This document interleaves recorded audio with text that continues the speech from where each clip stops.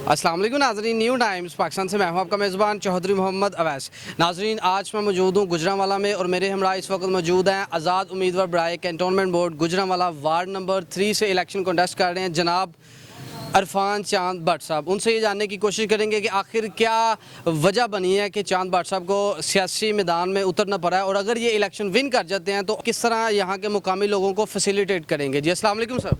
वालेकुम अस्सलाम, बहुत शुक्रिया जनाब, आपने मुझे मौका दिया बात करने का। भट्ट साहब, सबसे पहले तो आप ये चीज़ बताएं कि आखिर क्या वजह बनी है कि आपको बाज़ाब्ता तौर पर सियासत को ज्वाइन करना पड़ा है। जनाब, हमारे राहवली में बहुत ज़्यादा बुनियादी सहूलियात का फुकदान है। सिर्फ इसी वजह के लिए, आवाम के बुनियादी हकूक़ के लिए मुझे इलेक्शन लड़ना पड़ा। यहाँ पे सीवरेज का सिस्टम बहुत बुरा हाल है, उसके बाद यहाँ पे स्ट्रीट लाइट ना होने के बराबर है, उसके बाद सफाई सुथराई का कोई मामला नहीं है यहाँ पे, उसके बाद यहाँ पे कोई पार्क कोई प्ले ग्राउंड नहीं है। यही वजह है कि मुझे इलेक्शन लड़ने के लिए मैदान अमल में आना पड़ा है। इसी भट्ट साहब, आप तो मुस्लिम लीगी नहीं है। जी बिल्कुल, मैं मुस्लिम लीगी हूँ और अल्हम्दुलिल्लाह मुझे किसी भी और बंदे से मुस्लिम लीग नून का सर्टिफिकेट लेने की ज़रूरत नहीं है, क्योंकि यहाँ पे जलसा हो, रैली हो, जुलूस हो, अदलिया की बहाली हो, मीडिया की आज़ादी हो, अल्हम्दुलिल्लाह सर मैं हमेशा अपनी पार्टी के फ्रंट फुट पे आके मैं पेश रहा हूँ और हमेशा अपनी पार्टी को डिफेंड किया और पार्टी की पॉलिसी के साथ खड़ा रहा हूँ। भट्ट साहब, अभी आप इस चीज़ का जिक्र कर रहे थे कि आपने हमेशा पार्टी के जो पॉलिसीज़ हैं आपने हमेशा उनको माना है और पार्टी को आपने हमेशा डिफेंड किया है, लेकिन पब्लिक ये जानना चाहती है कि आखिर इरफान चांद भट्ट साहब किस तरह के नज़रियाती कारकुन है। अगर पार्टी ने एक बंदे को टिकट जारी किया है तो आप पार्टी के फैसले के साथ क्यों नहीं आगे बढ़े। बहुत शुक्रिया, आपने बड़ा अच्छा सवाल किया है और मैं इसका जवाब इस तरह दूंगा कि पार्टी ने ऐसा फ़ैसला नहीं किया। पार्टी की लीडरशिप आपको पता है, बड़ी हमारे मुश्किल हालात हैं। मियां नवाज शरीफ साहब जिला वतन है, मरीम नवाज साहबा पे वैसे पाबंदियाँ हैं, शहबाज शरीफ साहब के पीछे FIA लगी हुई है, हमजा शहबाज साहब आपके पास सामने कितनी देर नैब की कस्टडी में रहे हैं। तो ये हमारे मुतलका जो MP MNA साहब हैं, ये इनका काम बनता था कि मेरिट पे फ़ैसला करते हैं। इन्होंने गुज़श्ता 5 साल पहले जो हमारा कंटोनमेंट बोर्ड का इलेक्शन हुआ, उस टाइम भी मेरा बहुत अच्छा सिस्टम था और मैं विनिंग पोजीशन में था, लेकिन इन्होंने मुझे कहा कि आप इलेक्शन ना लड़ें, इस दफ़ा आप मेरे मद्दे मुकाबिल नवाज़ हफीज़ साहब थे, आप उनको सपोर्ट कर जाएं और उनके हक़ में दस्तबरदार हो जाएं, नेक्स्ट टाइम हम आपको इलेक्शन लड़वाएंगे। लेकिन बदकिस्मती से हमारे MP और MNA ने एक जो स्टैम्प पेपर मेरे साथ किया था, जो रिटर्न में अभी भी मौजूद है, मैं आपको अभी पेश भी कर देता हूँ ये प्रोग्राम के बाद, उनको मैंने वो स्टाम्प पेपर मेरे साथ किया, लेकिन लम्हा फ़िक्रिया यह है उसके बावजूद उन्होंने मुझे इस दफ़ा टिकट ना दी।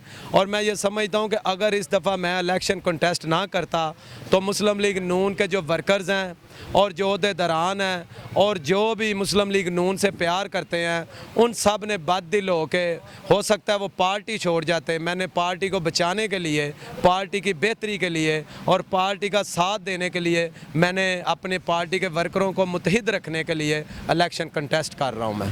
भट्ट साहब, अगर आप ये इलेक्शन विन कर जाते हैं, अल्लाह करे आप जीत जाएं, अगर आप जीत जाते हैं तो उस सूरत में आप यहाँ के मुकामी लोगों को किस तरह फैसिलिटेट करेंगे। आपके पास क्या प्लानिंग्स इस वक्त आपके माइंड में चल रही हैं। मेरे माइंड में जो प्लानिंग्स हैं वो तो इलेक्शन लड़ने से पहले ही चल रही हैं और अल्हम्दुलिल्लाह मैं खिदमत के जज्बे से सरचार हूँ और हमतन ये नहीं अब इलेक्शन आया तो मैं यहाँ पे वर्क कर रहा हूँ या लोगों से उनके मैं काम आ रहा हूँ। मैंने हमेशा अपने इलाके के लिए, अपने हलके के लिए काम किया और अल्हम्दुलिल्लाह करता रहूँगा।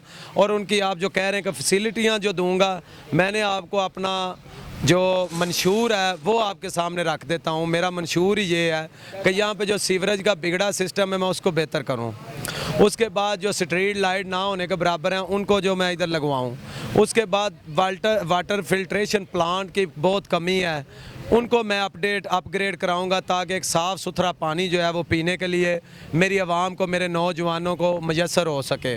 और उसके बाद इधर अमन व अमान को बेहतर सूरत में रखूं और हम एक यहाँ पे कमेटी तश्कील दें इस वार्ड में जो कि लोगों को थाने कचहरी तक जाने से रोके और उधर वार्ड में बैठ के ही उनके मामला हल किए जाए। सर अभी आप कह रहे हैं कि यहाँ का जो सीवरेज का निज़ाम है, मैंने खुद भी इस एरिया के इस हल्का के अंदर ही हूँ, मैं सुबह से मैं भी विज़िट कर रहा हूँ। वाकई सीवरेज के यहाँ पे एक जेन्युइन इशू है, लेकिन इस चीज़ का ब्लेम आप किसके ऊपर करेंगे? यहाँ पे इससे पहले PMLN की ही गवर्नमेंट थी, आप इस चीज़ को किस तरह डिफेंड करेंगे? आपने भी कहा कि आपने हमेशा अपनी पार्टी को डिफेंड ही किया, तो आप इस चीज़ को किस तरह डिफेंड करेंगे? सर मैं आपको रिक्वेस्ट करता चलूँ कि शायद मैं आपके नॉलेज में भी इजाफा कर दूँ। ये कंटोनमेंट बोर्ड का एरिया है, यहाँ पे डायरेक्टली पंजाब हुकूमत इन्वॉल्व नहीं होती। काफ़ी सारे प्रोजेक्ट हमने लाए। खादमे आला पंजाब का जब प्रोग्राम शुरू हुआ तो जहाँ पे बैठ के हम इंटरव्यू दे रहे हैं, यहाँ पे बहुत बड़े जोहर थे। ये अल्हम्दुलिल्लाह मियां मोहम्मद शहबाज शरीफ की कावज से हमने इधर मट्टी डलवाई और हमने इधर इसको एक बहुत अच्छा प्ले ग्राउंड बनाने की कोशिश की। अब कुछ चीज़ें जो हैं वो आड़े आ जाती हैं। वो साबका मेंबरान है, मैं ये समझता हूँ ये उनका भी थोड़ा इसमें कोताही मैं कह सकूँगा कि उनकी भी है, जो सीवरेज का सिस्टम बेहतर नहीं हुआ। लेकिन इंशाल्लाह हम इसी नारे के साथ मैदान में आए हैं कि साफ़ सुथरा अपना इलाका करेंगे, साफ़ सुथरा अपने वार्ड को करेंगे। इंशाल्लाह अज़ीज़ सीवरेज सिस्टम का हम बेहतर निकास करेंगे।